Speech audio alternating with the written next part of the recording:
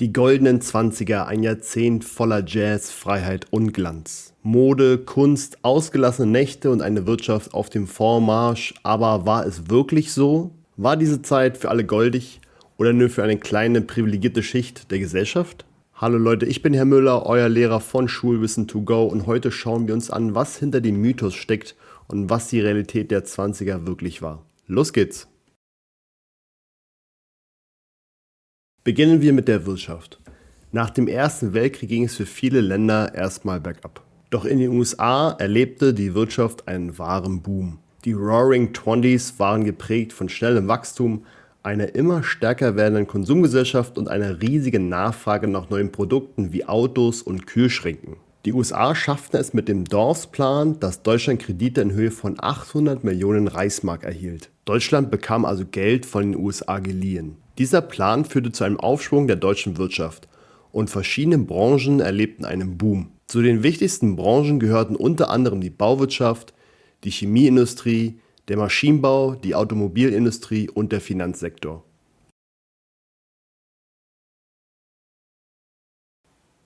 Kommen wir zur Kultur, die wirklich faszinierende Seite der 20er. In Städten wie Berlin erlebte die Kunst eine Explosion. Der Jazz eroberte die Welt, das Kabarett blühte auf und die Mode der Flapper Girls war der Inbegriff von Freiheit und Aufbruch. Berlin wurde quasi zum Hotspot der Kunstszene. Doch war das wirklich ein goldenes Zeitalter für alle? Klar, die 1920er waren eine Zeit der Aufklärung und künstlerischen Freiheit. Intellektuelle, Künstler und Wissenschaftler fanden in Berlin ein Zuhause.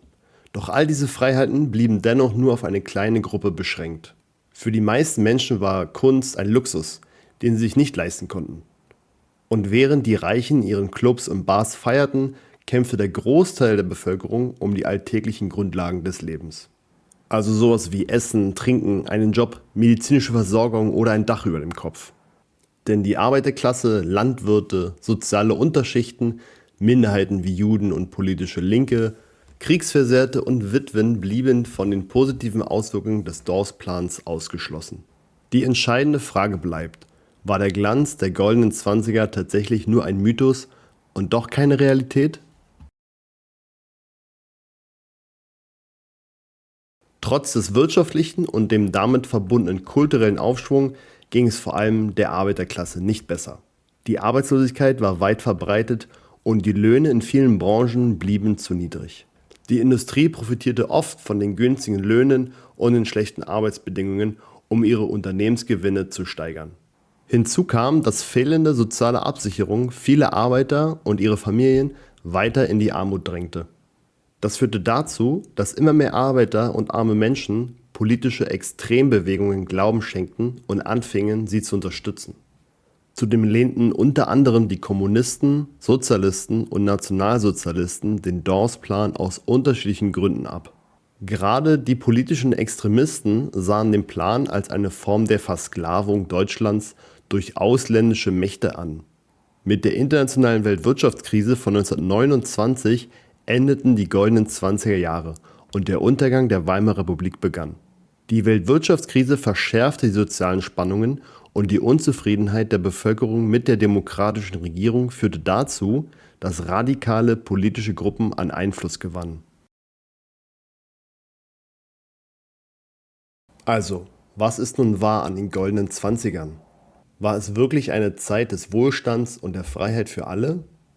Oder war es nur ein glänzender Mythos, der die wahren sozialen und politischen Spannungen dieser Jahre verschleierte?